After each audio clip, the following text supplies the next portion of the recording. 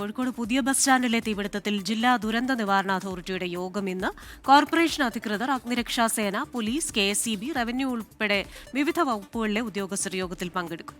തീപിടുത്തവുമായി ബന്ധപ്പെട്ട report chief സെക്രട്ടറിക്ക് സമർപ്പിക്കുന്നതിന് മുന്നോടിയായാണ് യോഗം.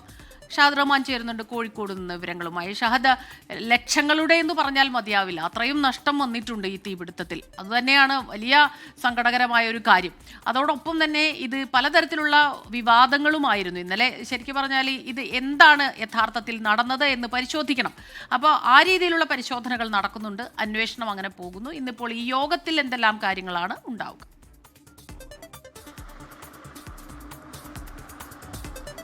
Good morning Smita, Christina. ഈ കേസുമായി ബന്ധപ്പെട്ട് നമുക്കറിയാം, കാരണം സ്മിത സൂചിപ്പിച്ചപ്പോൾ തന്നെ ഈ നഷ്ടം അത് ഇപ്പോഴും കൃത്യമായിട്ട് കണക്കാക്കിയിട്ടില്ല. ഏകദേശം ഒരു കണക്കാണ് നിലവിൽ പുറത്തു വന്നിട്ടുള്ളത്.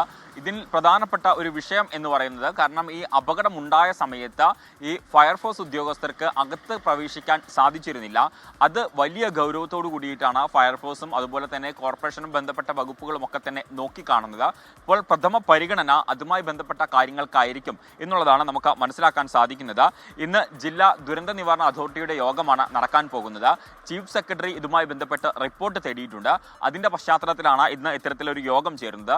ഈ യോഗത്തിൽ പ്രധാനമായിട്ടും കോർപ്പറേഷൻ അധികൃതർ, അതുപോലെ തന്നെ ഫയർഫോഴ്സ്, പോലീസ്, KSEB, റവന്യൂ ഉൾപ്പെടെയുള്ള വകുപ്പുകളാണ് ഇന്ന് ഈ യോഗത്തിൽ പ്രധാനമായിട്ടും പങ്കെടുക്കുക. എന്നാൽ അതേ സമയം ഇതുമായി ബന്ധപ്പെട്ട് ഒരു പ്രാഥമിക റിപ്പോർട്ട് ഇന്ന് ഫയർഫോഴ്സ് ഉദ്യോഗസ്ഥർ ജില്ലാ കളക്ടർക്ക് സമർപ്പിക്കും എന്നും നമുക്ക് മനസ്സിലാക്കാൻ സാധിക്കുന്നുണ്ട്. കാരണം ഇന്നലെ തന്നെ ഫയർഫോഴ്സ് ഉദ്യോഗസ്ഥർ അവിടെ പരിശോധന നടത്തിയിട്ടുണ്ടായിരുന്നു. അവരുടെ റിപ്പോർട്ട് അവർ ഇന്ന് തന്നെ ജില്ലാ കളക്ടർക്ക് സമർപ്പിക്കും എന്നൊരു വിശദാംശമാണ് നമുക്ക് ലഭ്യമാകുന്നത്.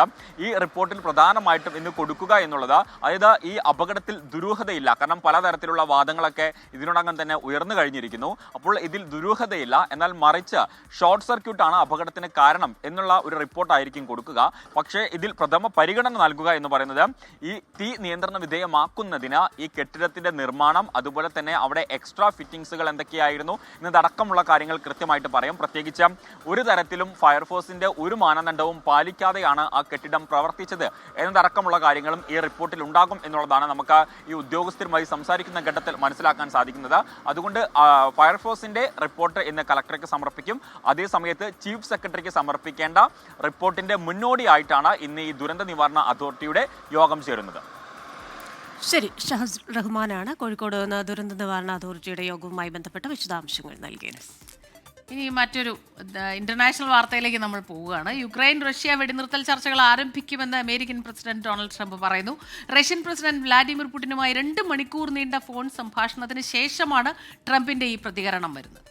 യുക്രൈൻ വിഷയത്തിൽ വിട്ടുവീഴ്ചയ്ക്ക് തയ്യാറാണെന്ന് റഷ്യ അറിയിച്ചതായി ട്രംപ് ട്രൂത്ത് സോഷ്യലിൽ കുറിച്ചു. അമേരിക്കയിൽ നിന്ന് മധു കൊട്ടാരക്കരയാണ് ചേരുന്നത്. Madhu, good morning and good evening. അവിടെ ഈവനിങ് ആണല്ലോ. ഇപ്പോൾ പുതിയൊരു കീഴ്വഴക്കം കൂടെ ട്രംപ് കൊണ്ടുവന്നിട്ടുണ്ട്. ഈ ലോകം അറിയേണ്ട കാര്യങ്ങളൊക്കെ ട്രൂത്ത് സോഷ്യലിലൂടെ അറിയിക്കുക എന്നത്. അപ്പോൾ ഈ കാര്യത്തിലും അത് തന്നെയാണ് സംഭവിച്ചിരിക്കുന്നത്. എനിക്ക് തോന്നുന്നത് 3ാമത്തെ ഫോൺ സംഭാഷണമാണ് വ്ളാഡിമിർ പുടിനുമായി നടത്തുന്നത്. എന്താണ് ഇതിലെ ഒരു പുരോഗതി? Good morning Christina, Smita. ഈ ട്രൂത്ത് സോഷ്യൽ വന്ന ചരിത്രം അറിയാമല്ലോ. ട്രംപിന് സമൂഹ മാധ്യമത്തിൽ ഒരു വെല്ലുവിളി ഉണ്ടായപ്പോൾ തുടങ്ങിയ ഒരു മീഡിയയാണ്. ഇപ്പോൾ ഈ ട്രംപിനെ സംബന്ധിച്ച് ഈ യുക്രൈൻ യുദ്ധം എന്ന് പറയുന്നത് ഒരു അഭിമാന പ്രശ്നമായിട്ട് മാറിയിരിക്കുകയാണ്. റഷ്യൻ പ്രസിഡന്റ് വ്ളാദിമിർ പുടിനുമായിട്ട് ഇന്ന് ഫോണിൽ 2 മണിക്കൂർ നീണ്ട ചർച്ചയാണ് നടന്നത്. പ്രധാനമായും റഷ്യയും കൊണ്ട് പെട്ടെന്നൊരു തീരുമാനത്തിൽ എത്തിക്കാനാണ് ഡൊണാൾഡ് ട്രംപ് ഈ 2 മണിക്കൂറും ശ്രമിച്ചതെങ്കിലും പുടിൻ വഴങ്ങിയില്ല എന്ന് വേണം മനസ്സിലാക്കുവാൻ. എന്നാൽ യുക്രൈനുമായി തുടർ ചർച്ചകൾക്ക് പുടിനെ സമ്മതിപ്പിച്ചെടുക്കുവാൻ ഡൊണാൾഡ് ട്രംപിന് സാധിച്ചു. വെടിനിർത്തൽ സംബന്ധിച്ച് റഷ്യയും യുക്രൈനും തമ്മിൽ ഉടൻ ചർച്ച ആരംഭിക്കുമെന്ന് ഡൊണാൾഡ് ട്രംപ് പിന്നീട് ഔദ്യോഗികമായി അറിയിക്കുകയും ചെയ്തു. യുദ്ധം അവസാനിക്കുന്നതിനുള്ള ഒരു സുപ്രധാന പടിയാണ് ഈ ചർച്ചയെന്നും ഈ ചർച്ചയുടെ വിശദാംശങ്ങളും വ്യവസ്ഥകളും ഇരു രാജ്യങ്ങളും തമ്മിൽ തീരുമാനിക്കുമെന്ന് ഡൊണാൾഡ് ട്രംപ് പറയുകയും ചെയ്തു.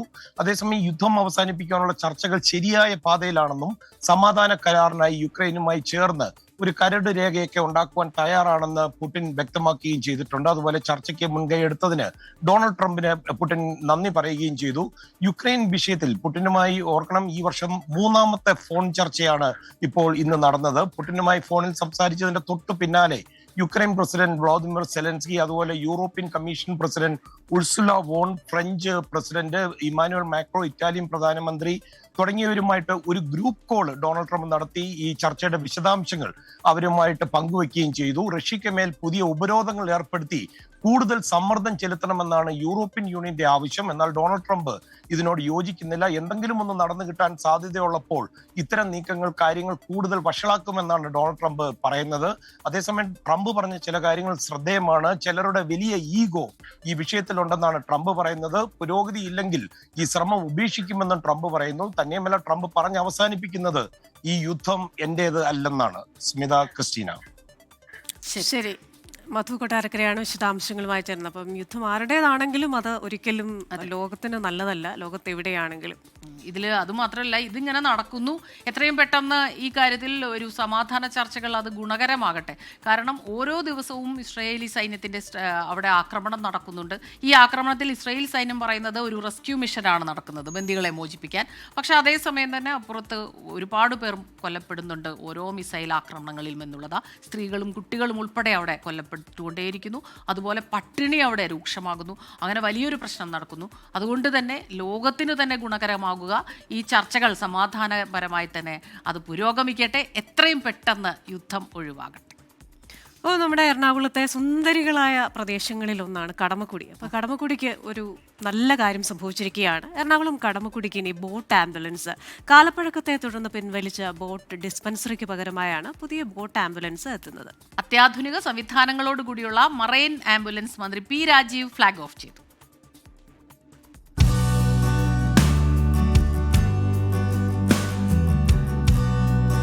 ഡോക്ടറടക്കം 4 ജീവനക്കാർ, ആധുനിക OP ചികിത്സാ സംവിധാനങ്ങൾ, അതിവേഗത്തിൽ കുതിക്കാനുള്ള ശേഷി, അങ്ങനെ വ്യത്യസ്തതകളേറെയുള്ള രാജ്യത്തെ ആദ്യ ഹരിത marine ambulance cum dispensary hop on കടമക്കുടിക്ക് സ്വന്തം.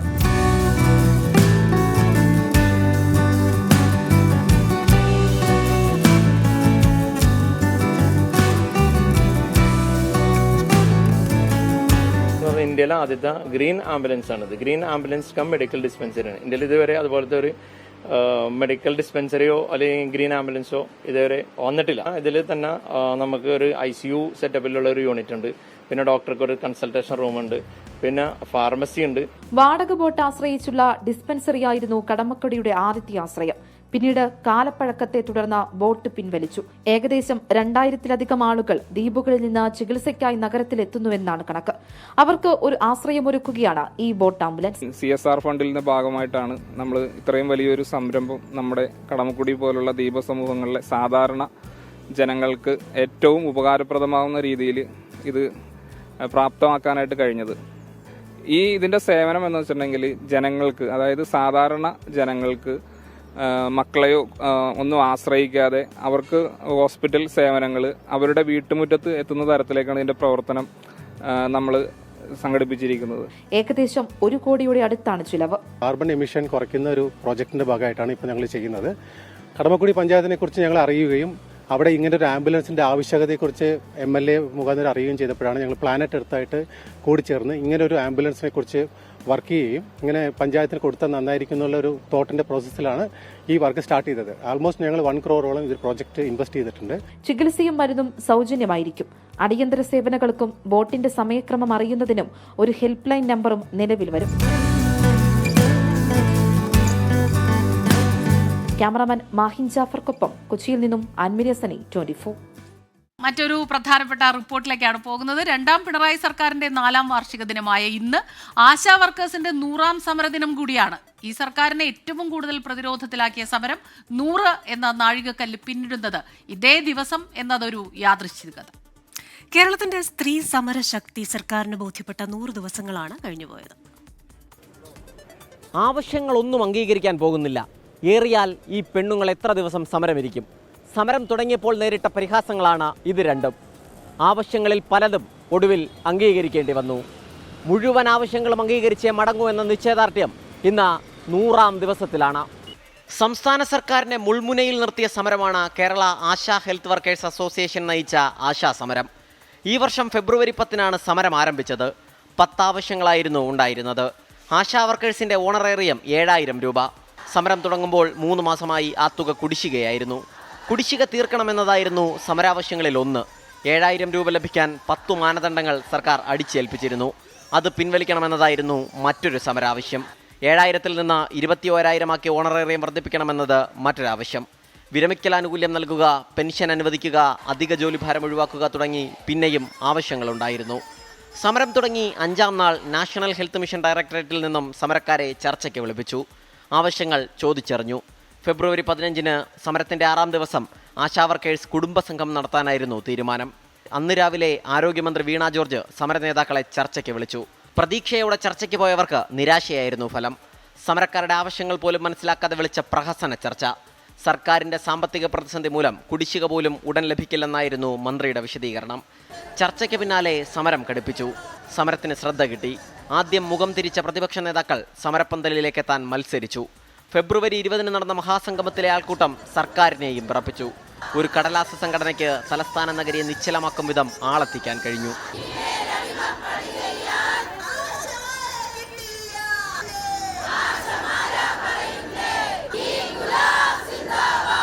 പിന്നാലെ 3 മാസം കുടിശ്ശികയിൽ നിന്ന് 2 മാസത്തെ കുടിശ്ശികയുടെ തുക അനുവദിച്ചു. സമരത്തിന്റെ ആദ്യ വിജയം.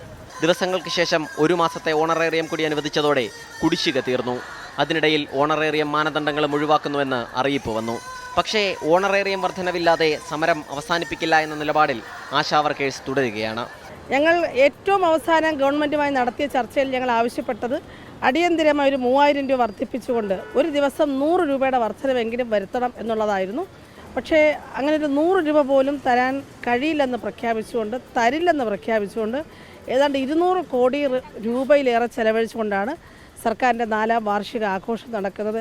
എന്താഘോഷിക്കാനാണെന്ന് ഞങ്ങൾക്ക് മനസ്സിലാകുന്നില്ല. ഗവൺമെൻറ്റിന് എന്താണ് ജനങ്ങളോട് പറയാനുള്ളത്? നിയമസഭാ മാർച്ചും വനിതാ സംഗമവും സെക്രട്ടേറിയറ്റ് ഉപരോധവും മുടിമുറിക്കൽ സമരവും ഉൾപ്പെടെ പല സമരരീതികളും കണ്ടു. ഇതിനിടയിൽ മാർച്ച് 20-ന് അനിശ്ചിതകാല നിരാഹാര സമരവും ആരംഭിച്ചു. മെയ് 1 വരെ തുടർന്ന് നിരാഹാര സമരം അവസാനിപ്പിച്ചത് പുതിയ സമരപ്രഖ്യാപനത്തോടെയായിരുന്നു. എല്ലാ ജില്ലകളും കടന്നുപോകുന്ന രാപ്പകൽ സമരയാത്ര പ്രഖ്യാപിച്ചു. സമരയാത്ര വടക്കൻ ജില്ലകളിൽ പര്യടനം തുടരുകയാണ്. 100-ാം ദിവസമായ ഇന്ന് 100 സമരപന്തങ്ങൾ സെക്രട്ടേറിയറ്റ് നടയിൽ ഉയർത്താനാണ് തീരുമാനം. പലകുറി സർക്കാർ സമരക്കാരെ ചർച്ചയ്ക്ക് വിളിച്ചു. ആവശ്യങ്ങൾ അംഗീകരിക്കാതെ തന്നെ സമരം അവസാനിപ്പിക്കാൻ സമ്മർദ്ദപ്പെടുത്തി. ഒന്നിനും വഴങ്ങാതെ ഈ സ്ത്രീകൾ സമരം തുടരുകയാണ്. സലിം മാലിക്, 24, തിരുവനന്തപുരം. ഇനി നമ്മൾ പോകുന്നത് എറണാകുളം മൂഴിക്കുളം പുഴയിൽ 4 വയസ്സുകാരിയെ എറിഞ്ഞു കൊലപ്പെടുത്തിയ സംഭവത്തിൽ പോലീസ് FIR രജിസ്റ്റർ ചെയ്തു എന്ന വാർത്തയിലേക്കാണ്. കുട്ടിയുടെ അമ്മയെ പ്രതിയാക്കിയാണ് കൊലപാതക കേസെടുക്കുക. തിരോധാനവുമായി ബന്ധപ്പെട്ട പുതിയ വകുപ്പുകളും ഉൾപ്പെടുത്തും. കുട്ടിയുടെ അമ്മയെ ചികിത്സിച്ച മാനസികാരോഗ്യ വിദഗ്ധരുടെ മൊഴിയും രേഖപ്പെടുത്തും. റാഫി കരിമാണ് ചേരുന്നത് വിവരങ്ങളുമായി തിരുവാങ്കുളത്തു നിന്ന്. റാഫി, പറയൂ കൂടുതൽ വിവരങ്ങൾ.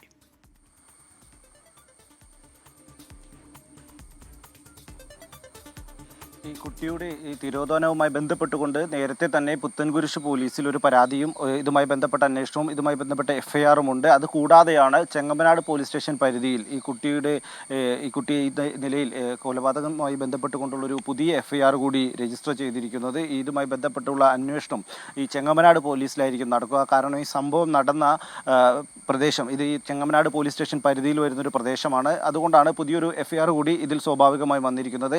ഇനിയുള്ള നടപടിക്രമങ്ങൾ, ഈ കുട്ടിയുടെ മൃതദേഹം നിലവിലുള്ളത് അങ്കമാലി താലൂക്ക് ആശുപത്രിയിലാണ്. ഈ മൃതദേഹം അങ്കമാലി താലൂക്ക് ആശുപത്രിയിൽ 8 മണിയോടുകൂടി ഇൻക്വസ്റ്റ് നടപടികൾ ആരംഭിക്കുമെന്നുള്ളതാണ് മനസ്സിലാക്കാൻ കഴിയുന്നത്.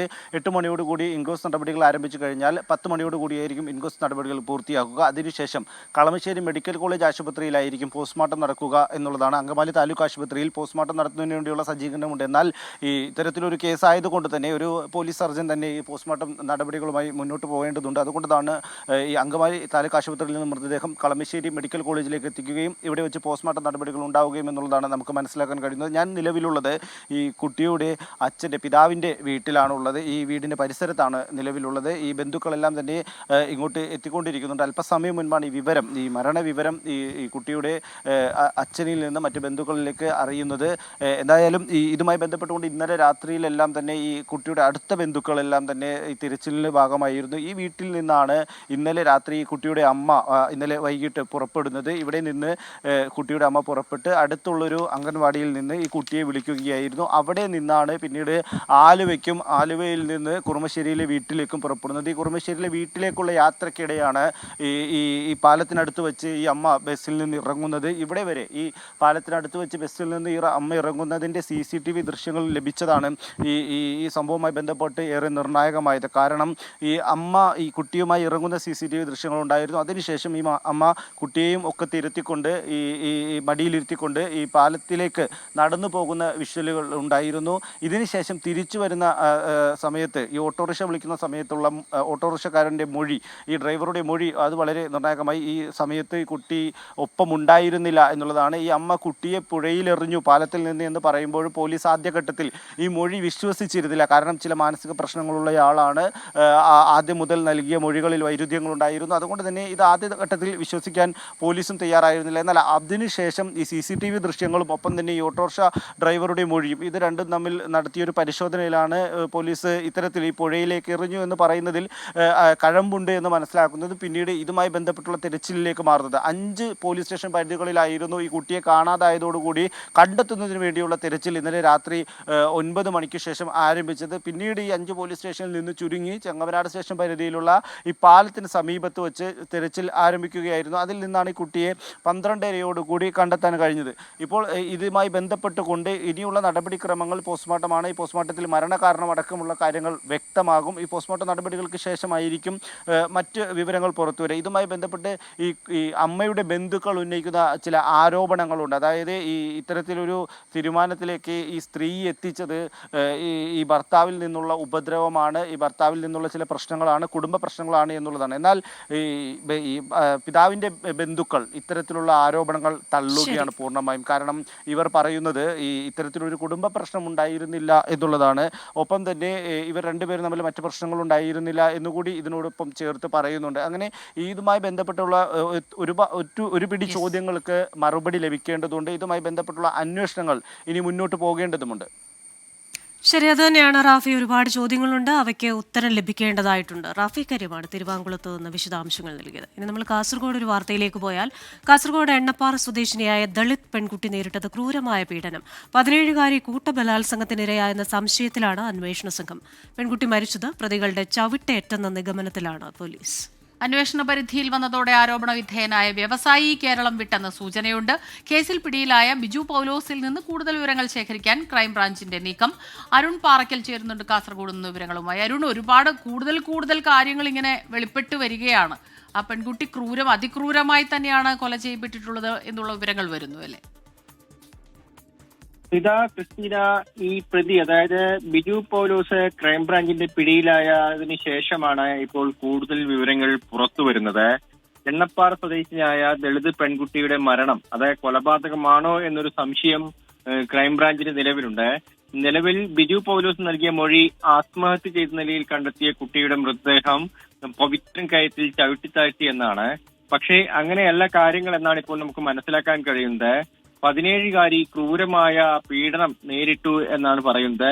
കുട്ടി കൂട്ടബലാത്സംഗത്തിനുൾപ്പെടെ ഇരയായി എന്ന് അന്വേഷണ സംഘം സംശയിക്കുന്നുണ്ട്. പെൺകുട്ടി മരിച്ചത് പ്രതികളുടെ ചവിട്ടേറ്റാണോ എന്നൊരു സംശയം കൂടി പ്രകടിപ്പിക്കുന്നുണ്ട്. അതിലൊക്കെ തന്നെ ഒരു വ്യക്തത ഇനിയും വരേണ്ടതുണ്ട്. ബിജു പൗലോസിനെ വീണ്ടും ചോദ്യം ചെയ്യാനുള്ള തയ്യാറെടുപ്പിലാണ് അന്വേഷണ സംഘമുള്ളത്. ഈ അന്വേഷണ പരിധിയിൽ വന്നതോടെ ആരോപണ വിധേയനായ വ്യവസായി കേരളം വിട്ടു എന്നതാണ് ഏറ്റവും പ്രധാനപ്പെട്ട കാര്യം. ഈ വ്യവസായിയാണ് ഈ കേസ് ഇത്രത്തോളം ലാഗ് ചെയ്യാനുള്ള അല്ലെങ്കിൽ കേസ് ഇത്രത്തോളം നീട്ടിക്കൊണ്ടുപോകാനുള്ള ഒരു കാരണമായി പറയുന്നത്. വ്യവസായിക്ക് ഇതിൽ പങ്കുണ്ടെന്ന് പറയുന്നുണ്ട്. പാണത്തൂർ സ്വദേശിയായ വ്യവസായിയാണ്. ഈ വ്യവസായിയും ബിജു പൗലോസും തമ്മിൽ അടുത്ത ബന്ധമാണ്. ആ വ്യവസായിയാണ് ഈ കേസിന് വേണ്ടി പണം മുടക്കിയിരുന്നതെന്ന കാര്യങ്ങളൊക്കെ തന്നെ പുറത്തു വരുന്നുണ്ട്. ഈ ഒരു അന്വേഷണ പരിധിയിൽ വന്നതോടുകൂടി ഈ ആരോപണ വിധേയനായ വ്യവസായി കേരളം വിട്ടു എന്നാണ് ഇപ്പോൾ പറയുന്നത്. ബംഗളൂരു കേന്ദ്രീകരിച്ചാണ് അദ്ദേഹം ഒളിവിലാണുള്ളതെന്ന വിവരങ്ങൾ പുറത്തു വരുന്നുണ്ട്. കേസിൽ കൂടുതൽ പ്രതികളുണ്ടെന്ന കാര്യങ്ങൾക്ക് തന്നെ ഉറപ്പായിട്ടുണ്ട്. ഈ ബിജു പൗലോസിൽ നിന്ന് കൂടുതൽ വിവരങ്ങൾ ശേഖരിക്കാനുള്ള ഒരു നീക്കത്തിലാണ് ഇപ്പോൾ ക്രൈംബ്രാഞ്ച് ഉള്ളത്. സ്മിത, ക്രിസ്റ്റീന. ശരി, അരുൺ പാറക്കലാണ് കാസർഗോഡ് നിന്ന് വിശദാംശം. ഇപ്പോഴും ഈ കൊലപാതകമാണോ എന്നുള്ളതിൽ ഒരു ഔദ്യോഗിക സ്ഥിരീകരണം വന്നിട്ടില്ല എന്നാണ് ഇപ്പോൾ അരുൺ പാറക്കൽ പറഞ്ഞത്. അതിക്രൂരമായ ഈ കൂട്ട ബലാത്സംഗത്തിനൊക്കെ ഇരയായിട്ടുണ്ട് എന്നുള്ള സംശയങ്ങളിലേക്ക്, സൂചനകളിലേക്കൊക്കെ വരുന്നു. അപ്പോൾ എന്തായാലും എത്ര വർഷങ്ങൾ കഴിഞ്ഞാലും സത്യം മറന്നീക്കി പുറത്തു വരും എന്നുള്ളതിൻ്റെ ലക്ഷണങ്ങളാണ് കാണുന്നത്. അതാണ് അതിൻ്റെ ഒരു രീതി. അപ്പോൾ ആർക്കെല്ലാം പങ്കുണ്ടെങ്കിലും അവർക്കെതിരെ കൃത്യമായ നടപടി ഉണ്ടാകും. കഴിഞ്ഞ ദിവസം കൊല്ലപ്പെട്ട 4 വയസ്സുകാരിയുടെ അമ്മയ്ക്ക് കുറ്റബോധവും സങ്കടവും ഒന്നും ലെവലേശമില്ല എന്ന കാര്യം ശ്യാം റിപ്പോർട്ട് ചെയ്യുന്നുണ്ട്. കഴിഞ്ഞ ദിവസം പോലീസുകാർ നൽകിയ ഭക്ഷണമൊക്കെ വാങ്ങിക്കഴിച്ചു സുഖമായി പോലീസ് സ്റ്റേഷനിൽ കിടന്നുറങ്ങി എന്നാണ് ശ്യാം അറിയിക്കുന്നത്. ഒപ്പം തന്നെ കുഞ്ഞിൻ്റെ മൃതദേഹം പോസ്റ്റ്മോർട്ടത്തിന് ശേഷം ഇന്ന് പിതാവിൻ്റെ നാട്ടിലേക്ക് കൊണ്ടുപോകും. അവിടെയായിരിക്കും സംസ്കാരം നടക്കുക എന്ന ഏറ്റവും പുതിയ വിവരവും പ്രേക്ഷകരെ അറിയിക്കുന്നു. ഇനി മറ്റൊരു വാർത്ത, ഇന്നലെ നമ്മൾ ചർച്ച ചെയ്ത വലിയ ചർച്ചയായ ഒരു വാർത്തയാണ്. ഇല്ലാത്ത മോഷണ കുറ്റം ചുമത്തി പോലീസ് സ്റ്റേഷനിൽ ദളിത് സ്ത്രീയെ മാനസികമായി പീഡിപ്പിച്ച സംഭവത്തിൽ പേരൂർക്കട SIക്ക് സംഭവിച്ചത് ഗുരുതരമായ വീഴ്ചയാണ്. പരാതിയിൽ കഴമ്പില്ല എന്ന് കണ്ടെത്തിയിട്ടും FIR റദ്ദാക്കാൻ അന്വേഷണ ഉദ്യോഗസ്ഥർ തയ്യാറായില്ല എന്നുള്ളതാണ്. സംഭവത്തിൽ ശംഖുമുഖം ACPയുടെ നേതൃത്വത്തിലുള്ള വകുപ്പ് തല അന്വേഷണം നടക്കുകയാണ്. 15 ദിവസത്തിനകം റിപ്പോർട്ട് നൽകാനാണ് നിർദ്ദേശം. MG പ്രതീഷാണ് വിശദാംശങ്ങളുമായി തിരുവനന്തപുരത്ത് നിന്ന് ചേരുന്നത്. Pratheesh, good morning. വിവരങ്ങൾ. ക്രിസ്റ്റീന, സമാനതകളില്ലാത്ത പീഡനമാണ് പോലീസ് സ്റ്റേഷനിൽ ദളിത് യുവതി നേരിടേണ്ടി വന്നത്. അതും ഇല്ലാത്ത മോഷണക്കുറ്റം ആരോപിച്ചുകൊണ്ടായിരുന്നു പോലീസ് ഉദ്യോഗസ്ഥരുടെ ക്രൂരമായ ഒരു ഇടപെടൽ സ്റ്റേഷനിൽ അരങ്ങേറിയത്. ഈ സംഭവത്തിൽ പോലീസുകാർക്ക് ഗുരുതര വീഴ്ചയുണ്ടായി എന്ന് നേരത്തെ പുറത്തു വന്നിരുന്നു. ഏറ്റവും പ്രധാനം, ഈ പേരൂർക്കട സ്റ്റേഷനിലെ നിലവിൽ സസ്പെൻഷനിലായ SIക്കെതിരെയാണ് ഈ ആരോപണങ്ങളും പുതിയ കണ്ടെത്തലുകളും ഉണ്ടായിട്ടുള്ളത്. കാരണം ഈ സ്റ്റേഷനിൽ കൊണ്ടുവരുന്ന വ്യക്തിയോട് കാണിക്കേണ്ട സാമാന്യ മര്യാദ പോലും ഉദ്യോഗസ്ഥന്റെ ഭാഗത്ത് നിന്ന് ഉണ്ടായിട്ടില്ല എന്നതാണ് പ്രധാനമായും പറയുന്ന കാര്യം. ഈ മോഷണം പോയി എന്ന് പറഞ്ഞ് മാല കണ്ടെത്തിയിട്ടും FIR റദ്ദാക്കാൻ അന്വേഷണ ഉദ്യോഗസ്ഥൻ തയ്യാറായില്ല എന്നുള്ള കാര്യം പറയുന്നുണ്ട്. ഒപ്പം ഈ പരാതി നൽകിയ വീട്ടമ്മയ്ക്കെതിരെ കേസെടുത്തിട്ടില്ല. SC/ST വകുപ്പ് പ്രകാരം ഒപ്പം വ്യാജ പരാതി എന്നിവയിൽ കേസെടുക്കേണ്ടതാണ്. അത്തരമൊരു നടപടിയൊന്നും തന്നെ പോലീസ് ഉദ്യോഗസ്ഥന്റെ ഭാഗത്തുനിന്നുണ്ടായില്ല. മറിച്ച് ഈ കുറ്റം ആരോപിക്കപ്പെട്ട ദളിത് സ്ത്രീയെ മാനസികമായി പീഡിപ്പിക്കാനുള്ള ഒരു ശ്രമമാണ് പോലീസ് സ്റ്റേഷനിൽ ഉണ്ടായിട്ടുള്ളത്. അതുകൊണ്ട് തന്നെ ശക്തമായ നടപടി വേണമെന്നൊരു ആവശ്യമാണ് ഈ കാര്യത്തിൽ ഉയരുന്ന കാര്യം. നിലവിൽ ഈ കേസിന്റെ ഗൗരവം കണക്കിലെടുത്ത കന്റോൺമെന്റ് ACPയുടെ നേതൃത്വത്തിലുള്ള അന്വേഷണമാണ് ഇപ്പോൾ നടന്നുകൊണ്ടിരിക്കുന്നത്. 15 ദിവസത്തിനകം അന്വേഷണ റിപ്പോർട്ട് സമർപ്പിക്കാനാണ് സിറ്റി പോലീസ് കമ്മീഷണറും നിർദ്ദേശം നൽകിയിരിക്കുന്നത്. സർക്കാരും ഈ വിഷയത്തെ ഗൗരവത്തോടുകൂടി കാണുന്നുമുണ്ട്. മാത്രമല്ല, മനുഷ്യാവകാശ കമ്മീഷൻ കഴിഞ്ഞ ദിവസം ഈ DYSP റാങ്കിലുള്ള ഉദ്യോഗസ്ഥൻ അന്വേഷിക്കണമെന്ന നിർദ്ദേശം നൽകിയിട്ടുണ്ട്. ഇതുമായി ബന്ധപ്പെട്ടുള്ള റിപ്പോർട്ട് മനുഷ്യാവകാശ കമ്മീഷൻ തേടിയിട്ടുണ്ട്. എന്തായാലും ഈ സംഭവത്തിൽ ഇന്ന് വിശദമായ ഈ മൊഴിയെടുപ്പ് അടക്കം ഉണ്ടാകും ാകുമെന്നതാണ് മനസ്സിലാക്കാൻ കഴിയുന്ന കാര്യം. ഈ വ്യാജ പരാതി നൽകിയ വീട്ടമ്മയിൽ നിന്നടക്കം ഇന്ന് ഈ അന്വേഷണ സംഘം മൊഴിയെടുക്കുമെന്നാണ് പ്രതീക്ഷിക്കപ്പെടുന്നത്. എന്തായാലും ഈ കൂടുതൽ ആളുകളിലേക്ക് കൂടി അന്വേഷണം എത്തണമെന്നതാണ് വീട്ടമ്മ പറയുന്ന കാര്യം. ഈ സസ്പെൻഷനിലായ SI മാത്രമല്ല, സ്റ്റേഷനിലെ ASIക്കും ഇതിൽ പങ്കുണ്ട് എന്നുകൂടി വീട്ടമ്മയും ഈ പരാതിക്കാരും ഉന്നയിക്കുന്നുണ്ട്. എന്തായാലും കൂടുതൽ ഉദ്യോഗസ്ഥർക്കെതിരെ നടപടി ഉണ്ടാകുമെന്നൊരു സൂചന കമ്മീഷണറും ഈ ഘട്ടത്തിൽ നൽകുന്നുണ്ട്. തന്നെയാണ് പ്രതീക്ഷ. ഇതിപ്പോൾ പ്രതിപക്ഷം അത് വലിയൊരു ആയുധമാക്കുമെന്നുള്ള കാര്യത്തിൽ സംശയമില്ല. അത് അങ്ങനെ തന്നെയാണല്ലോ വേണ്ടത്. കാരണം ഈ പോലീസ് സ്റ്റേഷനിൽ ചെല്ലുമ്പോൾ യാതൊരു തെളിവുകളുമില്ലാതെ തന്നെ പ്രതിയായി അങ്ങ് പരിഗണിക്കുന്നു. എന്നിട്ട് ഒരല്പം വെള്ളം വേണമെന്ന് പറയുമ്പോൾ ബാത്റൂമിൽ ശുചിമുറിയിൽ പോയി കുടിച്ചോളാൻ പറയുന്നു. അതൊക്കെ മനുഷ്യത്വരഹിതമായ കാര്യങ്ങളാണ്. അപ്പോൾ SI മാത്രമല്ല, ASI ഉണ്ടായിരുന്നു, മറ്റൊരു പോലീസുകാരനും ഉണ്ടായിരുന്നു എന്ന് ഇന്നലെ നമ്മളോട് ബിന്ദു പറയുകയുണ്ടായി. അപ്പോൾ തീർച്ചയായിട്ടും അക്കാര്യത്തിൽ കൃത്യമായ അന്വേഷണം വേണം. ഒരാളെയും വെറുതെ വിടരുത്. ഏതെല്ലാം പോലീസുകാർ മോശമായി അവരോട് പെരുമാറിയിട്ടുണ്ടോ, അത് ഒരു സ്ത്രീയുടെ മാനത്തിന്, അന്തസ്സിന്, അതുപോലെ തന്നെ നിറം നോക്കി, ജാതി നോക്കിയൊക്കെയുള്ള ഇതുപോലെ മുൻവിധികളോടുകൂടിയുള്ള പെരുമാറ്റങ്ങൾ അതൊന്നും ഉണ്ടാകാൻ പാടില്ല. കാരണം പോലീസിൽ നിന്ന് നമ്മൾ പ്രതീക്ഷിക്കുന്നത് നീതിയാണ്, സുരക്ഷയാണ്. അപ്പോൾ ആ രീതിയിൽ തന്നെ അന്വേഷണം പോകണം. സ്മിത, തീർച്ചയായും. കാരണം ഈ ദളിത് സ്നേഹം വാതോരാതെ സംസാരിക്കുന്ന സർക്കാരിൻ്റെ തന്നെ ഭരണ സംവിധാനങ്ങളിൽ നിന്നാണ് ഇത്തരത്തിലൊരു അനുഭവം ഒരു യുവതിക്ക് ഉണ്ടായിട്ടുള്ളത്. ഒരു സ്റ്റേഷനിൽ പ്രതി ആയിക്കോട്ടെ, അല്ലെങ്കിൽ പരാതി നൽകാനെത്തുന്ന വ്യക്തി ആയിക്കോട്ടെ, അവരോടൊക്കെ കാണിക്കേണ്ട സാമാന്യ ഒരു മര്യാദ പോലും പോലീസ് ഉദ്യോഗസ്ഥർ കാണിച്ചില്ല എന്നതാണ് ഏറ്റവും പ്രധാനപ്പെട്ട കാര്യം. ഒരു പരാതി ലഭിക്കുമ്പോൾ ആ പരാതിയിന്മേൽ സ്വീകരിക്കേണ്ട സാമാന്യ അല്ലെങ്കിൽ പ്രാഥമിക നടപടികൾ പോലും സ്വീകരിക്കാതെയാണ് പോലീസുകാർ ഈ യുവതി തന്നെയാണ് പ്രതിയെന്ന് തീരുമാനിക്കുകയും അതിൻ്റെ അടിസ്ഥാനത്തിലുള്ള ഒരു നടപടികളിലേക്ക് കടക്കുകയും ചെയ്തിട്ടുള്ളത്. മാത്രമല്ല ഈ പൊതുമധ്യത്തിൽ ഉൾപ്പെടെ ഈ സ്ത്രീയെ അപമാനിക്കാനുള്ള ഒരു ശ്രമമാണ് പോലീസിന്റെ ഭാഗത്തു നിന്ന് ഉണ്ടായിട്ടുള്ളത്. ഈ കവടിയാർ ഒപ്പം അമ്പലമുക്ക് മേഖലയിൽ കണ്ടുപോകരുതെന്നുള്ള അത്തരത്തിലുള്ള ധാർഷ്ട്യത്തോടു കൂടിയുള്ള പെരുമാറ്റം പ്രസ്താവനകളൊക്കെ തന്നെ പോലീസിന്റെ ഭാഗത്തു നിന്ന് ഉണ്ടായിട്ടുണ്ട്. അതുകൊണ്ട് തന്നെയാണ് വളരെ ശക്തമായൊരു നടപടി ഈ ഘട്ടത്തിൽ വേണമെന്ന ആവശ്യം ഉയരുന്നത്. പ്രതിപക്ഷമടക്കം ഈ വിഷയത്തെ വലിയ രാഷ്ട്രീയ ആയുധമായി എടുത്തിട്ടുണ്ട്. അതുകൊണ്ട് തന്നെ എത്രയും വേഗം ഈ മറ്റ് ഉദ്യോഗസ്ഥർക്കെതിരെ ഉൾപ്പെടെ അന്വേഷണം നടത്തി റിപ്പോർട്ട് സമർപ്പിക്കാനാണ് സർക്കാരിൽ നിന്നും പോലീസിന് നിർദ്ദേശം നൽകിയിരിക്കുന്നത്. അതിന്റെ അടിസ്ഥാനത്തിലുള്ള നടപടികളിലേക്ക് കൂടി ഇന്ന് പോലീസ് കടക്കും. സ്മിത. പ്രതീക്ഷ, ഒപ്പം തന്നെ തുല്യത, സമത്വത്തിന് പ്രാധാന്യം നൽകിക്കൊണ്ടുള്ള സമത്വം മൗലികാവകാശമായിട്ടുള്ള ഭരണഘടന നിലനിൽക്കുന്ന ഒരു രാജ്യത്ത് ഇത്തരത്തിലുള്ള കാര്യങ്ങൾ റിപ്പോർട്ട് ചെയ്യേണ്ടി വരുന്നു എന്നത് വലിയ കഷ്ടമാണ്. അപ്പോൾ ഇനി ഏത് തരത്തിലായിരിക്കും ഈ ദളിത് സ്ത്രീ നമുക്ക് ഇത്രയും വർഷത്തിന് ശേഷം പറയാനാകുമോ എന്നറിയില്ല അവർ മുന്നോട്ട് പോവുക? ക്രിസ്റ്റീന, തീർച്ചയായും അത്തരത്തിൽ ശക്തമായൊരു അന്വേഷണത്തിലേക്ക് പോലീസ് പോകുമെന്നതാണ് ഈ ഘട്ടത്തിൽ മനസ്സിലാക്കാൻ കഴിയുന്ന കാര്യം. അതുകൊണ്ടാണ് ഈ കന്റോൺമെന്റ് ACPയുടെ നേതൃത്വത്തിൽ തന്നെ ഈ കേസ് അന്വേഷിക്കാനുള്ള ഒരു നിർദ്ദേശം പോലീസിന് നൽകിയിട്ടുള്ളത്. ഇതിൽ പ്രധാനമായും ഈ യുവതി കുറ്റക്കാരിയല്ല എന്ന് കണ്ടെത്തിയതോടുകൂടി തന്നെ ഇനി ഈ പരാതി നൽകിയ വീട്ടമ്മയ്ക്കെതിരെയും ഒപ്പം ഈ ഇതുമായി ബന്ധപ്പെട്ട് ഈ SC/ST വകുപ്പുകളിലടക്കം ഏതെങ്കിലും തരത്തിൽ കേസെടുക്കുമോ എന്നതാണ് പ്രധാനമായും ഇനി പുറത്തു വരാനുള്ള കാര്യം. നേരത്തെ സ്പെഷ്യൽ ബ്രാഞ്ച് ഈ കേസുമായി ബന്ധപ്പെട്ട പോലീസ് ഉദ്യോഗസ്ഥരുടെ വീഴ്ചകൾ എണ്ണിപ്പറഞ്ഞുകൊണ്ടുള്ള റിപ്പോർട്ട് നേരത്തെ കൈമാറിയിട്ടുണ്ട്. അതിൽ ഈ SIയുടെ ഭാഗത്ത് ഗുരുതര വീഴ്ചയുണ്ടായി എന്നതാണ് ഈ സ്പെഷ്യൽ ബ്രാഞ്ച് റിപ്പോർട്ടിൽ അടക്കം പറയുന്നത്. ഈ വളരെ മോശമായ തരത്തിലുള്ളൊരു പെരുമാറ്റമാണ് പോലീസ് ഉദ്യോഗസ്ഥന്റെ ഭാഗത്തു നിന്നുണ്ടായത്. കാരണം കുടിക്കാൻ വെള്ളം ആവശ്യപ്പെട്ടപ്പോൾ പോലും ശുചിമുറിയിൽ പോകൂ എന്നുള്ള അത്തരത്തിലൊരു പരാമർശം ഒരിക്കലും ഒരു ഉദ്യോഗസ്ഥന്റെ ഭാഗത്തു നിന്നുണ്ടാകാൻ പാടില്ലാത്ത തരത്തിലുള്ള